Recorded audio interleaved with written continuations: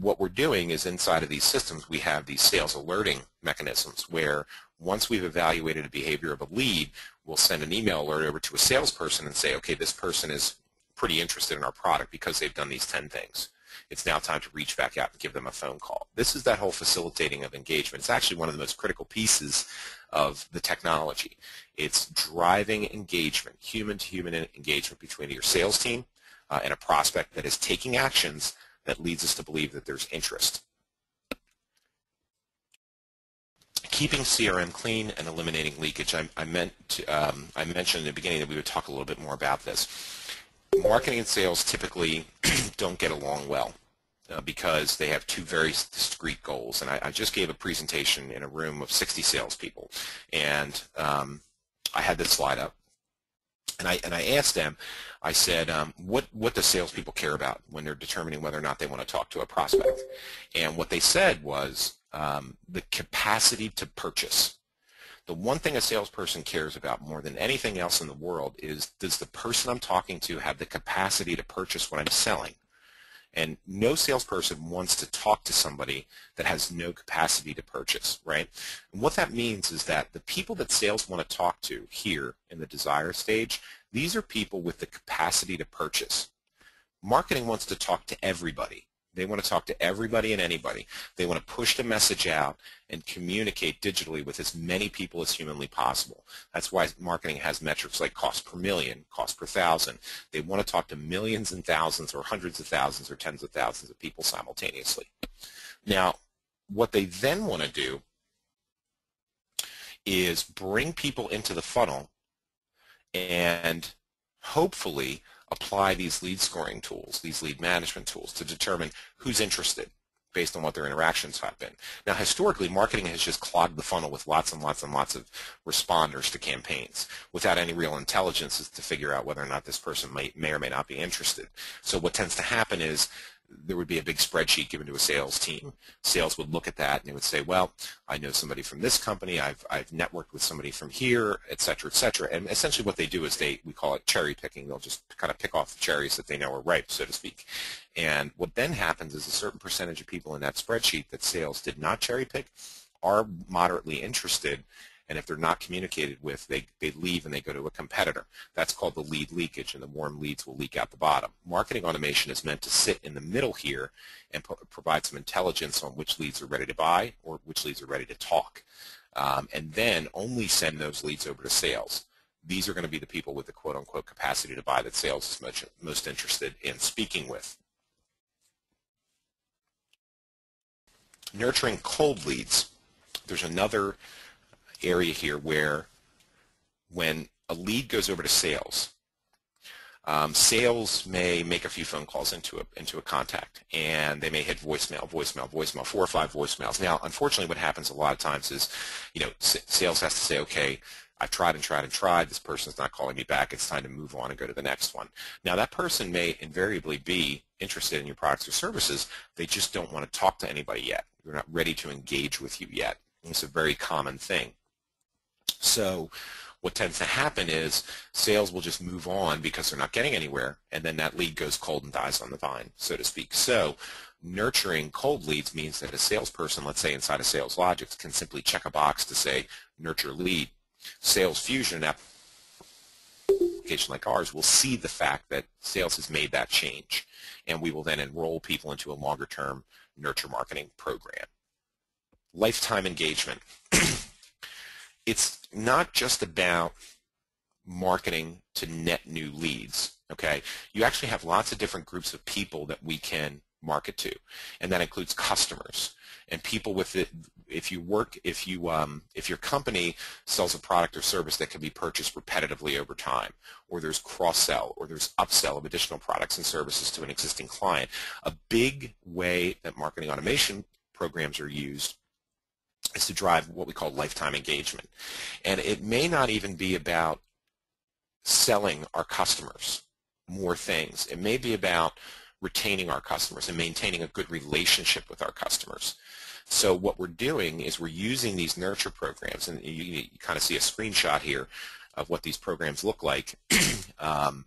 what we do is we can put people into a flow which can be a week long, it can be a month long, it can be 6 months long, where we're continuously delivering content to our client base, and that content again may be to drive additional purchases, or it may just to be regular touch points, and it may also include things like integrating task management in Saleslogix, so that if we're seeing a customer take a certain action, then we can have sales reach out and follow up. For example, if I bought product A and then I come back to your website and I'm looking at product B, we may want to fire off an alert to a salesperson and say, hey, customer ABC is on the website today and they're looking at product B.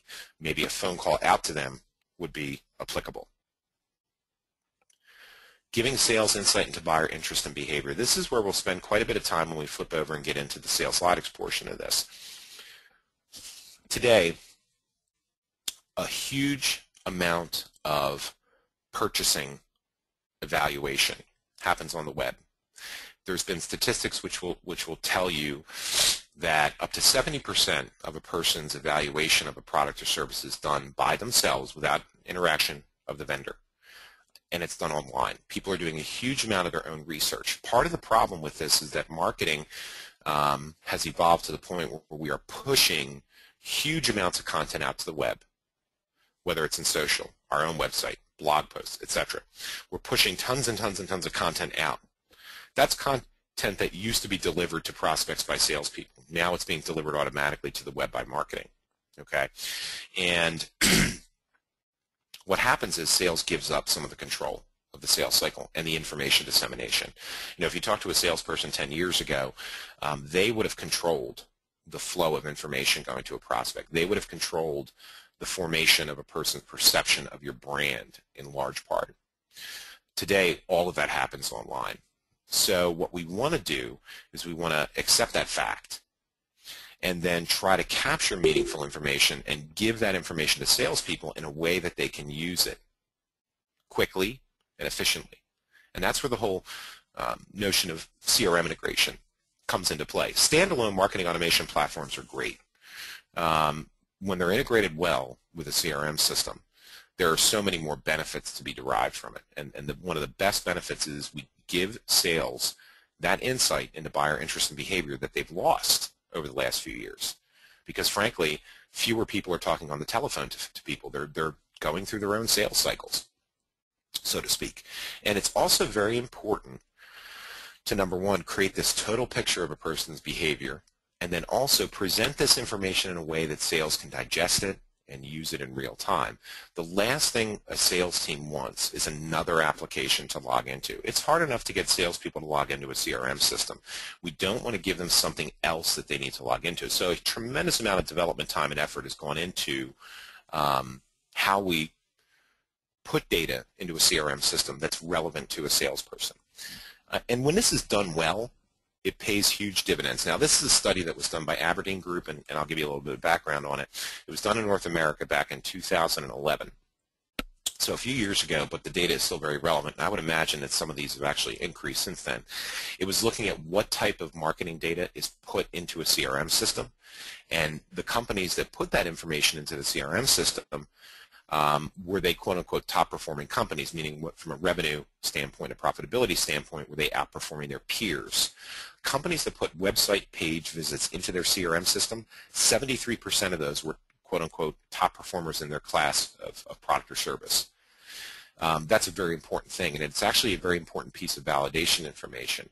If we can give sales insight into what people are most interested in, we can be better at selling to those prospects. That's really the moral of the story with respect to that piece of data. All the other things are, of course, very important as well, but that website visit data is extremely, extremely important information for sales personnel to get their heads around. So what I'd like to do is we'll switch gears here for just a second, and I want to first explain to you visually what a marketing automation platform actually is. So what we're actually looking at right now is we're looking at the Salesfusion software as a service application. And I'll briefly describe some of these functions that we've talked about. At a high level, what we're doing is we're bringing in all of these different marketing features into the application. For example, inside of our marketing tab in Salesfusion, we have a lot of different types of email communications that we can build, and the nurture campaigns were the ones that we were talking about before. So let me go ahead and log into my application real quick, and I'll just give you a sense of how these work. Nurture campaigns are typically going to be a sequence of communications that are delivered in a certain logical flow. For example, we may send out an email campaign to somebody. What a nurture campaign does is it allows you to ask questions such as, did the person open an email? Did they click a link in an email? Did they click a particular link in an email? Okay, so essentially what we're doing is we're asking questions as we're building out a communication tree. And then as we start to answer these questions, for example, yes, the person clicked on this particular link, we could start to do things like send them more email campaigns, or what we're talking about today is adding CRM actions. So we want to add a task or add an opportunity or update a contact status or send an alert to a salesperson. These pieces here are really the essence of nurture marketing and sales and marketing alignment, because essentially what we're doing is, let's take this scenario that we've passed the lead to sales. They've called them 5 times and gotten voicemails. We mark that as a nurture lead. Salesfusion picks that lead up and puts it into a campaign flow. The person starts to respond to the communications that are going out. We then send an alert and a task inside of Saleslogix to tell the rep, that lead that you marked as nurture, they're back on the website, they're clicking through emails again, and it's going to prompt the salesperson to make a phone call that day. When the person is, looking at your company is top of mind, etc. So it's meant to drive engagement between sales and the prospects using the marketing technology. And if there's any doubt it works, there is tons of research being done right now by Gartner, by Forrester, by a number of other analysts that are looking at the performance of companies that are doing these things, and all of them are showing as being very high-performing companies from a revenue standpoint. Also inside of the application, you have things like landing pages, the ability to capture leads. Now, one of the things we talked about was website visitor tracking. One of the things that occurs is when people click through emails, or they click through an email, or they fill out a form. We can then identify, for example, who that person is to the email address level. So we have here Stephanie Kaminskis from Salesfusion has been on our website today. We know who Stephanie is because she's clicked an email, she's filled out a form, or done something to receive a first-party persistent cookie on her machine. And then we're essentially able to see when Stephanie comes back to my site again and again and again. And what we then do is we will start to evaluate her behavior using what we call Lead Analyzer. And Lead Analyzer will allow us to go in and profile Stephanie's behavior. The web activity level, I'm jumping around a little bit here, but the web activity will allow us to do things like assign value to people who are coming in and looking at a certain page, or people that are looking at, let's say, 5 pages in a single session. It'll compare that data with things like email campaign data. Have you clicked on a certain email? Landing pages or forms. Have you clicked on a certain form? Event marketing. Have you attended a certain event? Data. Do you have certain demographics that are interesting to us? So you have the right title, the right geography, the right company size. All that information rolls up into scores, and oftentimes what we'll do is we'll make very simple delineations. You're a marketing qualified lead or a sales qualified lead. A marketing qualified lead would be somebody where the email address has been validated, then they've had a basic activity, like they opened an email. A sales qualified activity may be somebody who has visited 10 pages over the course of the last week. Regardless, what's going to happen is the SQL will then drive an action, such as pushing the lead inside a CRM. Now, let's say, for example, we have a salesperson who gets an alert, and we want to go in and look at a lead inside of CRM. So we'll go ahead inside of Saleslogix. I have an instance of Saleslogix 8.1 web up and running. And what Salesfusion has done is we built a number of tools directly inside of Saleslogix. For example, we actually have our website visitor tracking rebuilt natively inside of Saleslogix. So we can actually go in and we can see when individuals are coming to our website. So we can see, for example, that a number of people have been on our website today, and you could start to look and evaluate that activity. Let me just go ahead back up here. I'm missing my right-hand navigation because of the Go to Meeting button. And we will look for a certain record and get into a certain record here.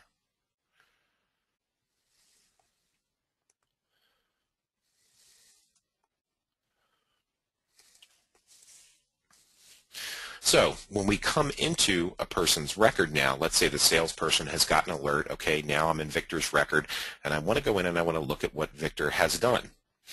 What you start to see is you start to see data in here, like for example, we show that Victor clicked on a link for a Saleslogic conference. Victor has attended a certain event. Okay, he's registered for the Saleslogic user conference, and he registered for these events. Or we can see that Victor has been on the website. And just a quick note, we should be done in about 5 minutes. So I know there's some questions about the overrun. We'll get through this in about 5 more minutes. We are now showing all the times that Victor has visited the website, including things like the total duration on site, what keywords Victor used to get into the site, what domain he may have come in from, what his location was. So essentially what we're looking at in these additional objects that we install inside of Saleslogic, we're essentially seeing natively inside of Saleslogic all the thing that Victor has done up to this point in time that has led him to my desktop, if you will. Now, one of the other things we do is we also provide for a very unique dashboard. It's here. It's called Salesfusion Dashboard. And when you click on this, what you're going to see is you're going to see a complete total view of all Victor's engagements. He's looked at 648 pages on the website. He's engaged with us 10 times via email, and he's filled out 2 forms. This view, which pops up as an iframe, will give the salesperson a deep insight into what a person is doing over a certain time period. Everything from recent web activity to all the email campaigns that we've sent to Kevin. We can allow sales to compose nice-looking emails right from here.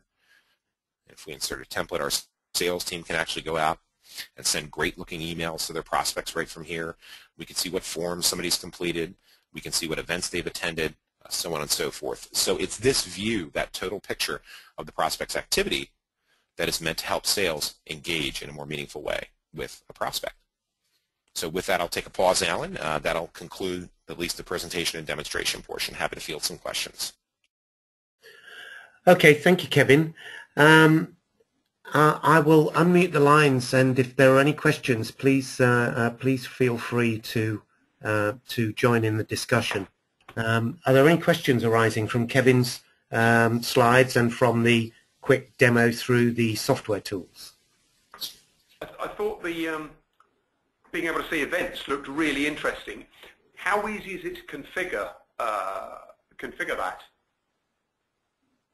Yes, it's actually part of a solution file that's already been built for Saleslogic. So basically what you're seeing here is you're seeing things like clicked links, dialogues, events, targets, and web activity. These are actually part of an installation solution file.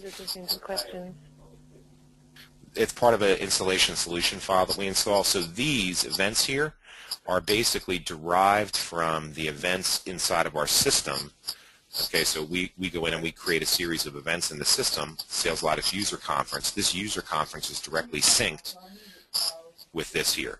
So as people attend, we know who they are, obviously because they've registered for the event, and we push that data directly into Saleslogic.